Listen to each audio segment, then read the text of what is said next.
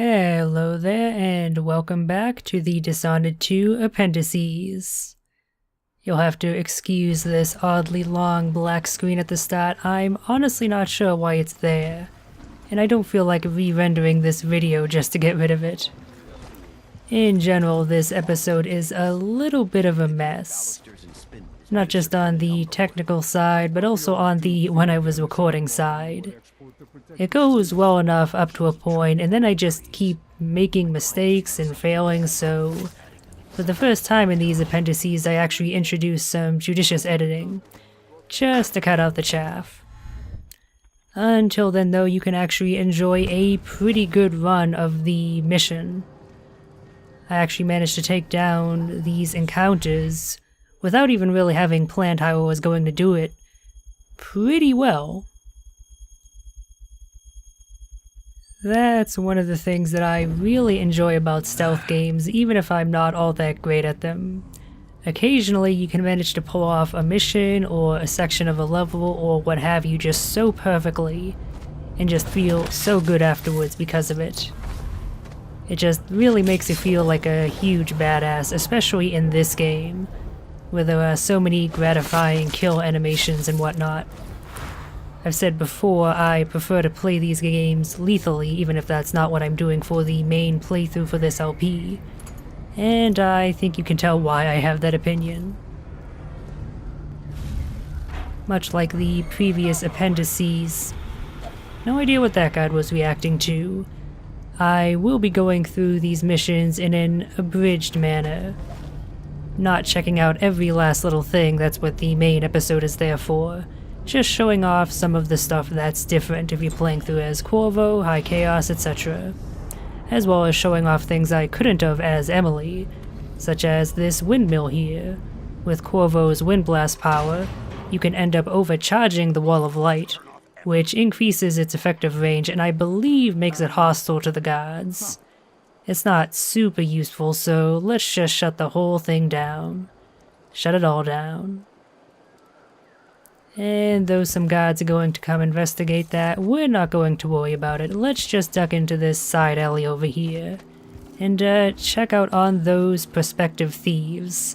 See how they're doing in the High Chaos world. Today's your lucky day, madam. It's the day you get to meet Pirate Betty in person. The price if you want to live. Never heard of her. Oh wait, wasn't she a waitress down on the docks? You must have heard the stories about Pirate Betty. About all the terrible things I've done to the fools who refuse to give up some trinkets or a bag of coins. No, I've never heard one word about your exploits, but go on. What did you do to your marks? Give them a good tap on the nose? For shit's sake, why do you have to ruin everything? I played my part when I was the victim. How are we supposed to attract any suckers if you won't play along? You're the worst thug I've ever seen. Pirate Betty, my ass. You couldn't scare a seagull. Well, that escalated quickly now, didn't it? Yeah, for some reason choosing to kill more people and behave more chaotically in other parts of the world somehow causes everyone else to become huge assholes. Something butterfly effect. It's not the only example of that in this mission, it's worth pointing out, although I do fail to show off the other one. The other one is the other two women on the roof who, in the Low Chaos version, were planning to elope to some other country. In the High Chaos version, the god woman ends up killing the servant woman. Not a pleasant sight. We'll actually be seeing the aftermath because I will happen across there. But not the actual act, probably for the best. But that's for later. For now, let's restock on gear at the black market, namely Adamaya Solutions. We make plenty use of our powers, so we need everyone we can get.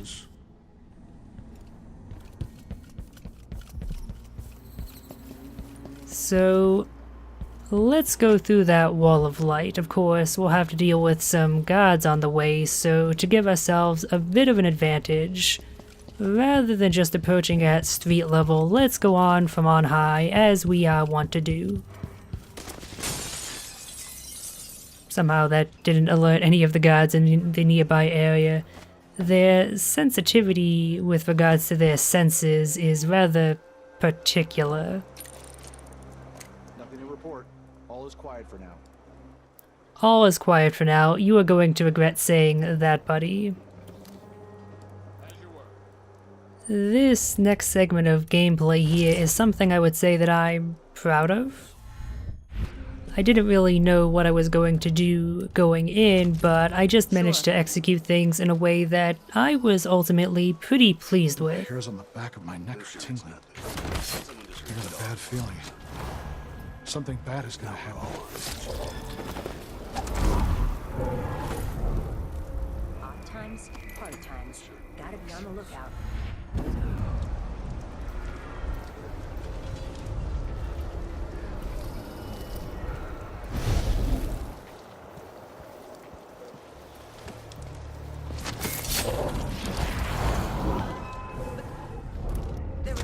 Where did...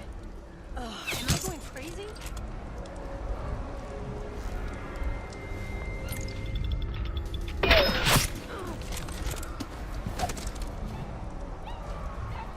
Everyone's gotta die, yeah, but please, not today. Oh, that is just the most wonderfully ironic moment, I'll say that. And that is all guards in the immediate area dealt with. Good job, me. High five, brain.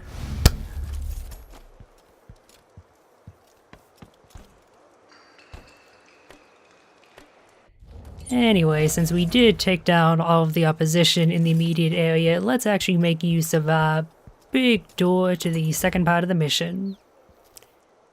Of course, if you choose to approach from the front entrance, your trials and tribulations are not over. Even more guards to deal with, as well as a rather nasty guard tower. So let's turn things in our favor, making use of that most broken of powers, Tokyo Tomare. And let's turn that guard station to our side, even up things a little bit. If I can actually manage to make my way up there. Ashworth is somewhere inside the Royal Conservatory. You can tell I'm not adjusting to the lack of travel distance of Blink compared to Farreach. And yes, this is what happens when a guard tower spots a hostile target, and why I am always so careful of avoiding being spotted by these. Being on the receiving end of those volleys is not a pleasant experience, I'll tell you that. The weird thing about this is that the guards don't really react to it killing their allies all that much. They react to the allies' death and start wandering around, but they don't seem to pin it to the guard tower itself.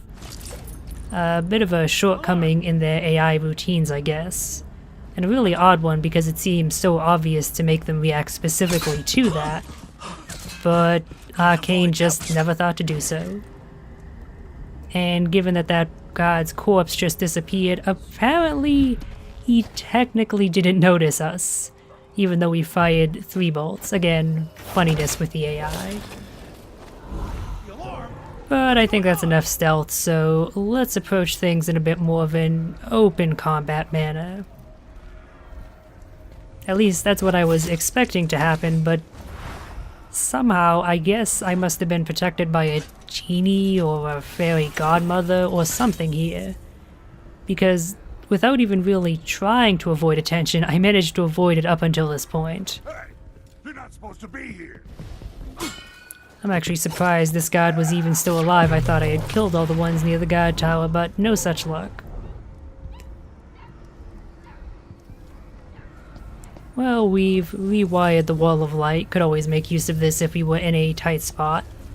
So let's enter the conservatory proper much more quickly than we did in the main episode. Just goes to show you how quickly you can speed through this game if you're willing to do so a little bit more violently. It only takes a while to get through if you're playing non-lethally and with a focus on stealth. I think I mentioned this before, but it brings to mind that one infamous journalist review of the first Dishonored, where they criticized it for being too short because they played it like an FPS. For I am Delilah, your queen. Also, Delilah, the moon in the sky and the mist flying over the lake like a blanket. Amelia, dear, if Brianna hears you and her mood is off, you're going to lose an eye making fun like that. She's only having fun, Francesca. And Brianna's too busy with the communion to be bothered. She's got her mind on the Sisters of the Oracular Order. Yes, because otherwise the Abbey will see us all blackened by fire. Now stop with this nonsense. So, as you'd probably expect, entering the conservatory from the front entrance forces us to deal with quite a few more witchies. Since they are rather tough opponents in combat, let's make things a little bit easier for ourselves with Domino.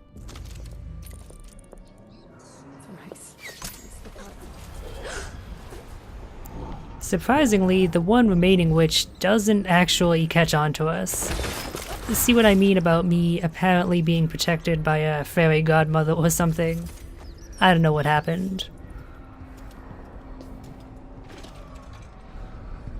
I need to find out how a sword through the heart wasn't enough to kill our new empress, Delilah. I guess that was fate trying to soften me up for the eventual failure that I alluded to earlier.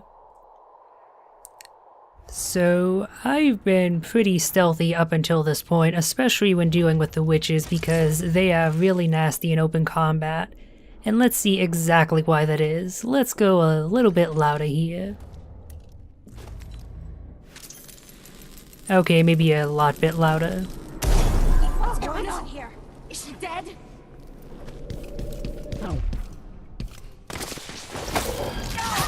You monster! You're mine! Enjoy your very last minutes! Gone and return! Nest, Be here! Your hair! Such powers are a waste of food! I want I'll see you in the void. You should have stayed in your boring little world! God, the combat in this game is so superbly designed. It's almost being held back by the stealth game design.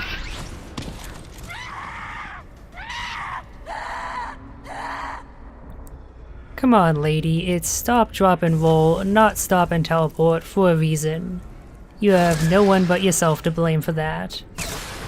But yeah, that rather grim execution aside, the combat in this game, I've said this before, and I keep reiterating it in these appendices because it's never any less true. The combat's just so well designed. And it's not all that odd when you think about the games that Arcane developed before this. They made the excellent first-person action RPG Dark Messiah of Might and Magic after all. A game that admittedly I have not beaten and I really do need to get around to doing at some point. But it's still not something that you typically expect from Arcane just because most of their other offerings are slower paced games, RPGs, and stealth games like this. Let's just say I certainly wouldn't mind if their next major offering was a pure action game. I don't know, Delilah. Forgive me. No, my dear. It's a loss. But So this time we're going to fight Brianna Ashworth in open combat. Not one-on-one, unfortunately. None of her witches are likely to join her, they're all too far away to notice. I am hungry to whisper. But she has a few hounds by her side, and honestly, they might be even worse to deal with. First of all, they are incredibly adept at sensing you as you'd expect of a hound. Is influencing the oracular order. Furthermore, simply killing them isn't enough to take them down, that simply reduces them to their skull state. And if you fail to destroy that skull, they'll be back up again. And when you're also dealing with Ashworth's constant barrage of attacks, basically a more vigorous version of the regular witches, it can be tough to keep pace with things. And so this is the first segment in the video where I start to do less than well. As you may be able to tell by my just spamming of the sword. I panicked a little bit. It doesn't help that actually hitting the skulls once they're on the ground is surprisingly difficult. The boxes are not forgiving. And I had the chance to take her down quickly there, but I wanted to do a fancier method of killing, and as it turns out, that was a mistake. So I just finished things off with a wind blast. You who've never known real adversity. You can't understand what she meant to me. Oh, Brianna.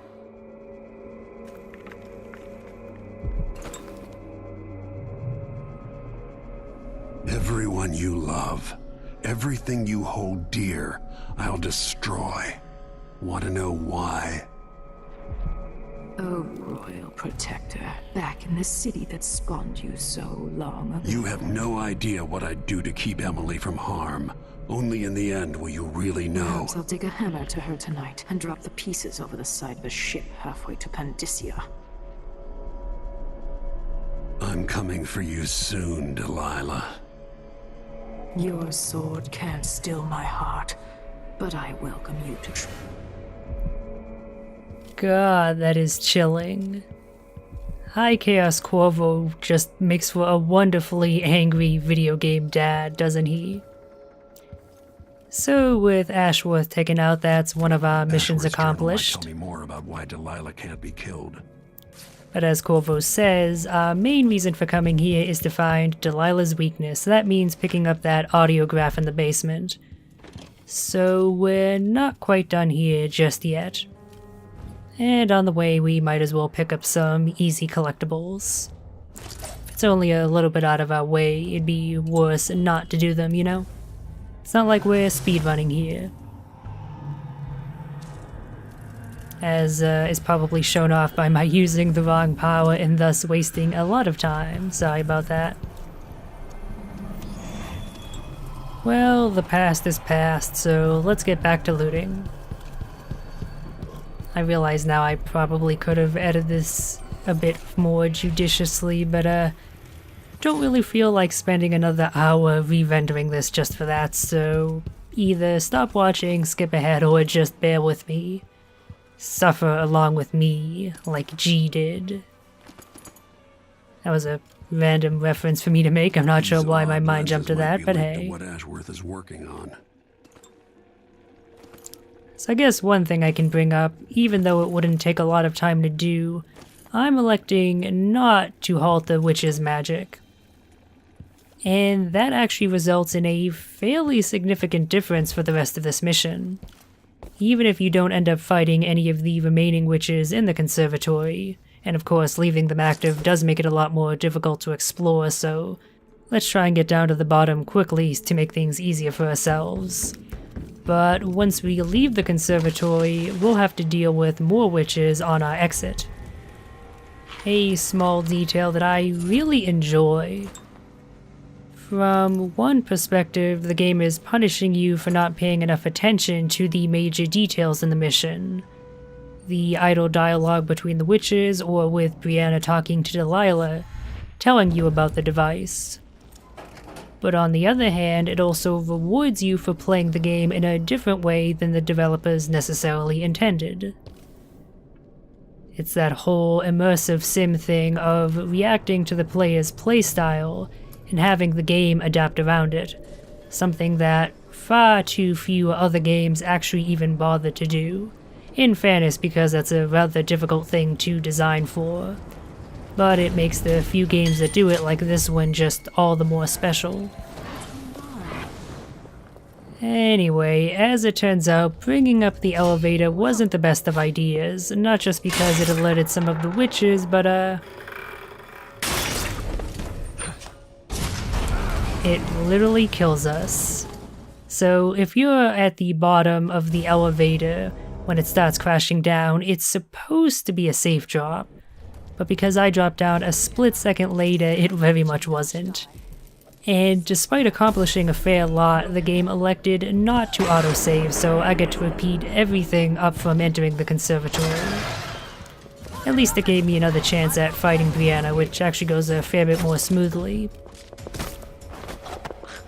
And showing off that, yeah, you cannot non-lethally choke her out. The only way to disable her at that point is with combat sleep dots, if you've collected them.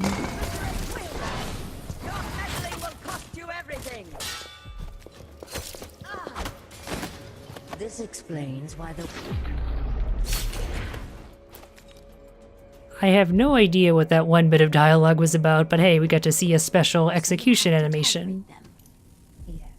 And just heading down here to pick up the audiograph and having a little bit more fun with fire.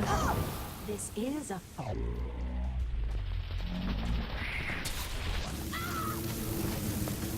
I'll grind your skull and... No, I'll grind your skull.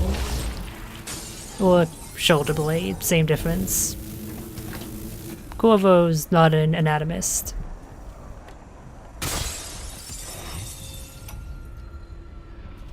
So yes, don't forget to pick up that audiograph, otherwise you'll have to trek all the way back to Megan, and then back here again once you've realized you've not done all of your goals. I've never had that experience myself before, why do you ask? And yeah, as I mentioned, if you don't choose to eliminate all of the witches, you have to fight a few on your way out. Which is, again, just a really nice detail.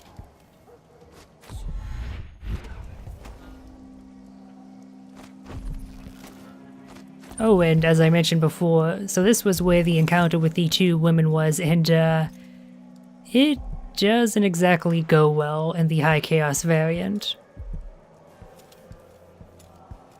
Whereas the God woman is quite accepting of her friend slash lover, not willing to steal for her anymore. Not so much here. But there she is down there, so we can mete out proper justice. I think? I honestly have no idea what happened there. Must have had a thing. I mean, apparently she's gone from the world, so I guess we killed her, but... yeah, your guess is as good as mine. Anyway, let's talk to ol' Outsidey. Look at you, leaving a trail of Who's jamming out to some really great tunes, apparently. Brianna Ashworth would have been miserable as a member of high society, forced to wed some bloated banker. Her only moments of real freedom, getting drunk at fancy balls, and slipping away to couple with strangers. It would have ended in an unhappy marriage and a late-night plunge into an icy river.